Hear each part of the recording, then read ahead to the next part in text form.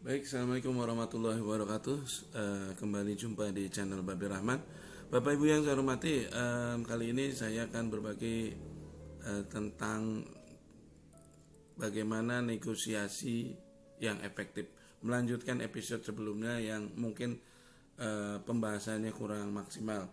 Jadi Bapak Ibu, bagaimana agar mendapatkan negosiasi yang maksimal dalam rangka bisa lunas hutang dengan bayar pokok saja. Perlu Bapak Ibu ketahui juga tentang bagaimana keadaan dapur di dunia perbankan itu sendiri. Gitu. Ibarat orang mau menikahi seseorang, kita harus tahu karakteristik dia, kebiasaan dia, hobi dia, sehingga kita pendekatannya pun menjadi efektif. Kurang lebih seperti itu. Nah, bagaimana negosiasi perbankan agar efektif? Kita harus memahami bagaimana keadaan internal mereka. Jadi Bapak Ibu, ketika bank melepas kredit, maka saat itu bank sebenarnya sudah menyadari bahwa kemungkinan terburuk dari kredit yang dia lepas adalah terjadinya tunggakan, artinya terjadinya pembayaran yang tidak sesuai jadwal yang diperjanjikan. Nah, oleh karena itu bank dalam sistem akuntansinya mereka menyiapkan sistem pengamanannya agar tidak memperburuk performa bank itu sendiri. Jadi bank itu di bawah pengawasan OJK, di bawah pembinaan Bank Indonesia, itu oleh Bank Indonesia diatur tingkat kesehatan bank, berbagai macam parameternya, indikatornya gitu ya, untuk menjadikan bank itu dinilai sehat. Nah, salah satunya adalah sistem pengamanan kredit. Jadi dalam dunia perbankan, tingkat kesehatan kredit itu diukur dalam istilah yang namanya kolektibilitas. Jadi kredit lancar itu kolektibilitas 1, menunggak 31 hari sampai 30 hari kalau nggak salah kolektibilitas 2, kemudian 3, 4, 5 sampai kolektibilitas 5 seperti itu. Nah, dalam dunia perbankan kolektibilitas itu digunakan sebagai acuan kesehatan kualitas kredit seorang nasabah. Makanya setiap nasabah itu ketika dia mulai menunggak, maka dia akan bergeser kolektibilitasnya. Semakin memburuk tunggakannya, semakin hari semakin bertambah, maka dia akan berpindah dari kolektibilitas 1 ke 2, ke 3 dan seterusnya sampai dengan kolektibilitas kelima.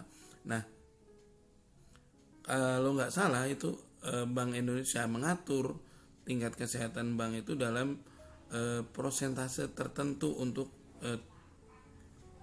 kredit macetnya atau istilahnya non performing loan, NPL-nya. Jadi dibatasi, misalnya oleh Bank Indonesia dibatasi misalnya 3% NPL-nya, maka ketika mencapai NPL 3%, bank itu danger signal, artinya itu sinyalnya bahaya, karena ketika melampaui 3% tersebut, maka dia akan kena sanksi stop lending, tidak boleh mengeluarkan kredit.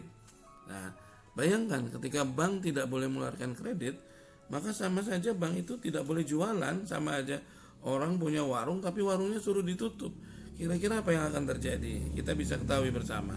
Nah, maka dari itu bank akan menjaga agar performa kreditnya itu tidak melampaui NPL yang ditentukan oleh bank.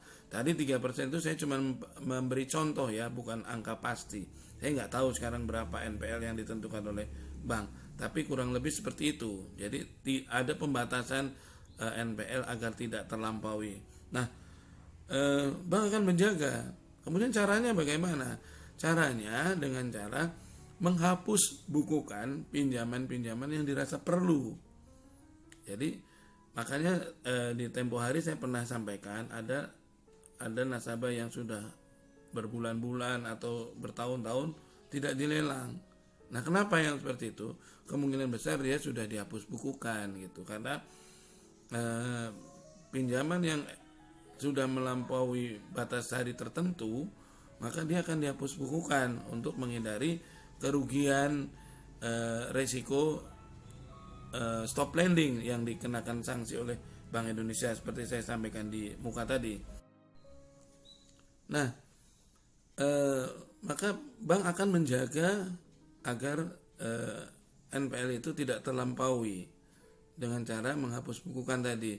Jadi misalnya Bapak Ibu pinjamannya menunggak, awalnya menunggak hari, kemudian lama-lama menunggak bulan. Nah, berdasarkan kualitas kredit yang sudah ditentukan dengan ukuran yang namanya kolektibilitas tadi, maka bank pada saat kolektibilitas nasabah itu memburuk sampai dengan kolektibilitas terakhir 5, bank akan dihadapi pada dua pilihan.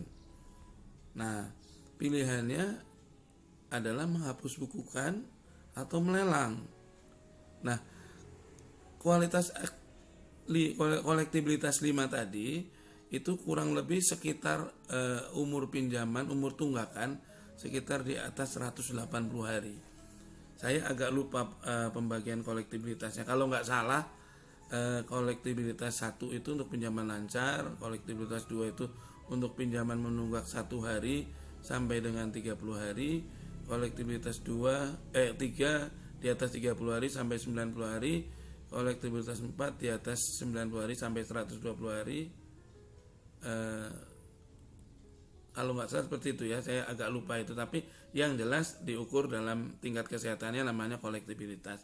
Nah, pada saat pinjaman itu masuk ke kolektibilitas 5, bank akan dihadapkan pilihan hapus bukukan agar tidak memperburuk performa kredit atau raport kredit di Bank Indonesia, atau lunasi dengan cara lelang.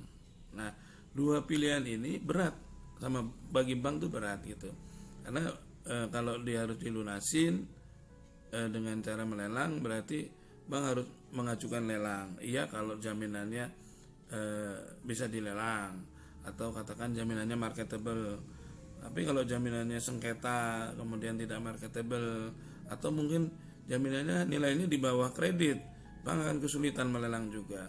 Tapi pilihan lain, menghapus bukukan juga bukan merupakan keputusan yang menguntungkan, karena menghapus bukukan itu artinya hutang nasabah dibayar oleh bank itu sendiri, dilunasi oleh bank itu sendiri dengan cara apa? Mengambil keuntungan yang sudah dia miliki, laba yang sudah dia kumpulkan, kemudian diambil untuk melunasi pinjaman dengan cara apa? Yang namanya penghapus bukuan melalui cadangan penghapusan pinjaman. Jadi gini, ketika bank mencairkan kredit nasabah, bank akan membentuk sebuah cadangan penghapusan pinjaman. Ketika dia masih lancar, mungkin hanya sekian persen dia bentuk cadangan penghapusannya, mungkin katakan 1% gitu kira-kira.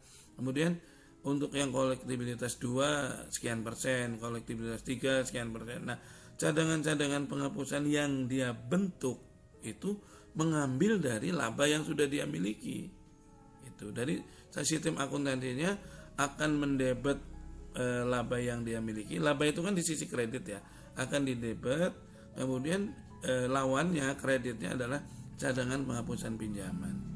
Nah, dia akan membentuk sebuah dana, terkumpul sebuah dana di sana, ya nilainya besar. Nah, itu akan digunakan manakala ada pinjaman yang harus dihapus bukukan. Jadi dari cadangan yang dia bentuk mungkin terbentuk dana misalnya katakan 500 juta atau 1 miliar misalnya. Nah, ketika pinjaman Bapak Ibu mencapai kolektibilitas 5, kemudian bank memutuskan untuk menghapus bukukan pinjaman Ibu, Bapak, maka bank akan mengurangi cadangan itu, dikeluarkan untuk nyetorin pinjaman Bapak Ibu. Misalnya Bapak Ibu pinjamannya menyisakan saldo 300 juta misalnya, kemudian harus dihapus bukukan, maka cadangan yang dia miliki, cadangan penghapus bukukan yang dia miliki itu diambil 300 juta untuk melunasi pinjamannya Bapak Ibu. Sehingga makanya saya sering bilang ke teman-teman, nggak perlu juga sering-sering ngecek ke OJK gitu, karena bisa jadi saldo di OJK itu sudah berkurang pinjaman kita. Misalnya Bapak Ibu ditagih oleh bank tertentu itu ya, nasabah bank tertentu ditagih misalnya pinjamannya nilainya 500 juta gitu.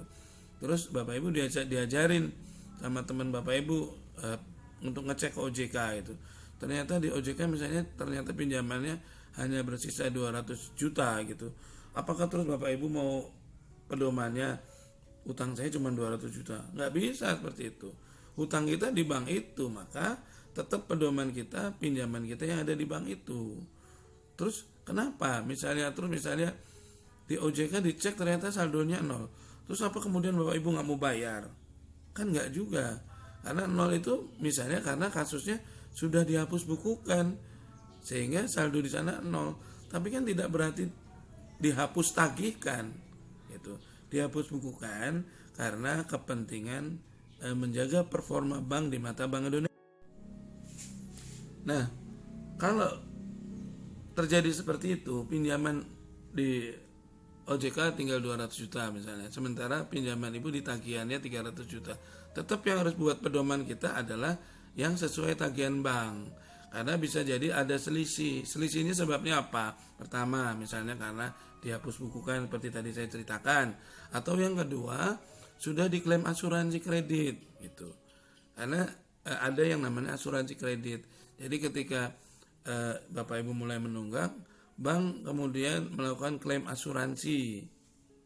Nah, klaim itu tujuannya adalah untuk menjaga performa Bapak Ibu di mata Bank Indonesia supaya kolektibilitasnya tidak memburuk. Tapi klaim asuransi kredit itu tetap harus dibayar. Maka dari itu tetap ditagihkan kepada Bapak Ibu. Seringkali pertanyaan masuk kepada saya, Pak, saya pinjaman saya dicek di OJK cuma 200 juta. Tapi kok saya ditagih masih 500 juta gitu. Saya nggak mau bayar 500 juta, wong di OJK cuma 200 juta. Saya bilang, coba Bapak Ibu dicek lagi, kira-kira Bapak Ibu sudah bayar berapa. Karena sebenarnya yang buat pedoman adalah yang ditagihkan oleh bank itu sendiri, bukan yang ada di OJK gitu. Karena yang ada di OJK itu merupakan catatan karena mungkin perbedaannya terjadi karena adanya penghapus bukuan atau telah diklaim asuransi. Seperti itu Bapak Ibu.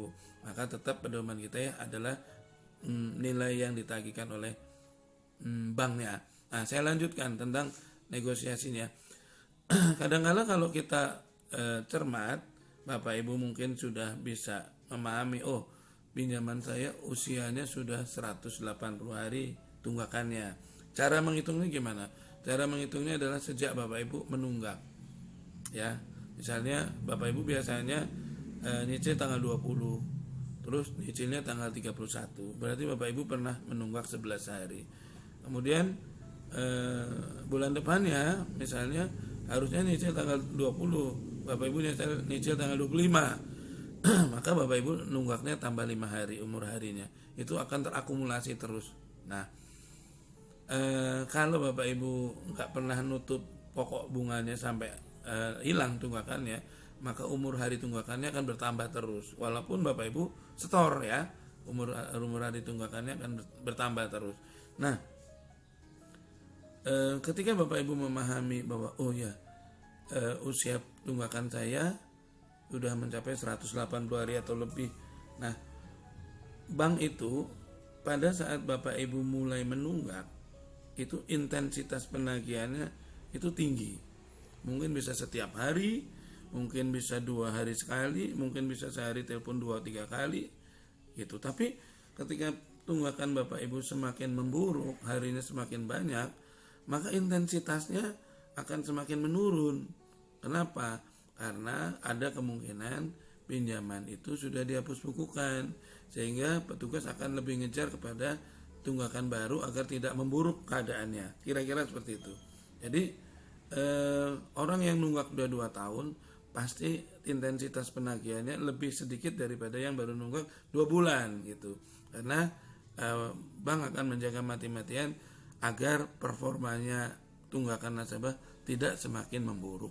Nah, kalau kondisinya sudah dipahami seperti itu, pada saat mendekati 180 hari atau lebih, sebenarnya di situ negosiasi bisa lebih mudah, negosiasi untuk pelunasan pokok bisa lebih mudah karena apa?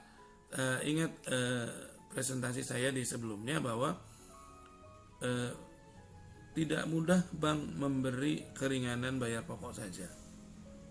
Tidak akan bank memberi keringanan pelunasan bayar pokok saja dengan alasan tobat riba dan sebagainya. Satu-satunya pintu masuk bank untuk bisa memberi keringanan bayar pokok saja bila bank melihat, memandang bahwa nasabah sudah tidak mampu lagi membayar dari hasil usahanya. Nah, pilihannya tinggal dua, lelang atau menerima pelunasan nasabah dari hasil usaha yang lain, misalnya dari menjual aset gitu. Nah, pada saat bank tidak ada pilihan lain, pada saat bank melihat daripada uangnya berlarut-larut tidak terbayarkan, sementara bank mau melelang kesulitan, sementara bank sendiri juga tidak ada jaminan misalnya, maka bank terpaksa akan menerima pilihan penawaran bayar pokok saja gitu. Makanya seringkali juga saya dapat konsultasi dari teman-teman yang punya masalah dengan pinjol, punya masalah dengan KTA, kartu kredit. Itu sederhana, semua itu kredit tanpa agunan. Artinya tidak ada kekuasaan eksekutorial yang bisa dilakukan oleh bank. Saya nggak perlu bicara tentang undang-undang nomor sekian, nggak usah bicara tentang pasal, nggak perlu. Kata kuncinya apa? Betah-betahan. Kalau Anda betah ditagih, Anda betah nggak bayarkan, maka semakin lama Anda menunggak, semakin mudah dinego. Ya, umur tunggakan 5 tahun, kartu kredit 5 tahun dengan umur tunggakan baru 5 bulan, tentunya beda. Gitu. Penetrasinya juga beda, ancamannya juga semakin berkurang gitu. Maka sebenarnya untuk pinjol, untuk kartu kredit, untuk KTA itu yang penting Bapak Ibu berani pasang badan aja bahwa saya siap akan bayarkan, saya nggak akan lari. Cuman saat ini belum ada duit, udah gitu aja. Paling dipermalukan, paling diteror, paling diancam, paling dengan kalimat-kalimat, nggak berani dia mukul, nggak berani dia melakukan sesuatu. Paling yang mempermalukan itu paling banter yang bisa dilakukan oleh pinjol atau kartu kredit. Oknum ya, oleh oknumnya ya, bukan oleh institusinya gitu. Artinya kalau Bapak Ibu tetap bersikukuh untuk enggak, saya sekarang belum bisa bayar, kalau enggak mau dibayar pokoknya saya enggak akan bayar. Ya udah, lama-lama pasti diterima itu, daripada enggak dibayar sih, daripada uang berhenti di tangan Bapak Ibu sih, gitu ya. Jadi gampang aja. Oke, saya lanjutkan yang masalah tadi kolektibilitas. Jadi pada saat Bapak Ibu pinjamannya di usia tunggakan 180 hari atau lebih, itu kemungkinan sekali lagi saya bilang, kemungkinan negosiasi bayar pokok saja itu menjadi lebih mudah daripada pada saat Bapak Ibu umur tunggakannya baru 1 bulan atau 2 bulan, karena nggak bakal dikasih itu seperti itu. Jadi kata kuncinya sama, semakin memburuk keadaannya, semakin lama menunggaknya, semakin mudah dinego untuk bisa bayar pokoknya saja. Nah, tapi memang berbarengan dengan keadaan itu, maka di sisi lain pun bank juga bisa melelang gitu. Kalau misalnya Bapak Ibu menunggak itu nggak mampu menunjukkan bahwa kondisi itu memang karena ketidakada mampuan membayar, bukan karena disengaja. Nah, mungkin Bapak Ibu selamat sampai tujuan, artinya bisa bayar pokoknya saja. Tapi kalau mungkin Bapak Ibu dinilai, wah ini orang sebenarnya punya duit tapi sengaja nggak mau bayar agar bisa bayar pokoknya saja, Bapak Ibu terindikasi, tercium seperti itu, ya maka Bapak Ibu akan beresiko dianggap sebagai nasabah yang on will dan bisa diajukan lelang gitu.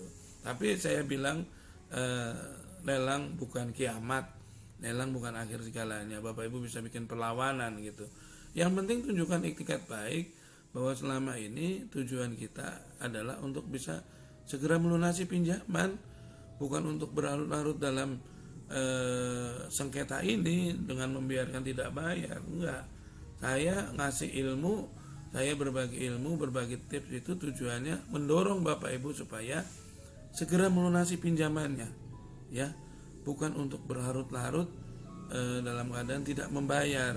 Ingat, kita bisa mati kapan saja, dan matinya seorang mujahid sekalipun itu ditolak Allah kalau dia masih meninggalkan hutang. Jadi segera selesaikan hutang Bapak Ibu. Nah, tips saya itu hanya untuk mengajarin agar bisa nego bayar pokoknya saja, bukan untuk tidak bayar hutang. Kira-kira seperti itu ya.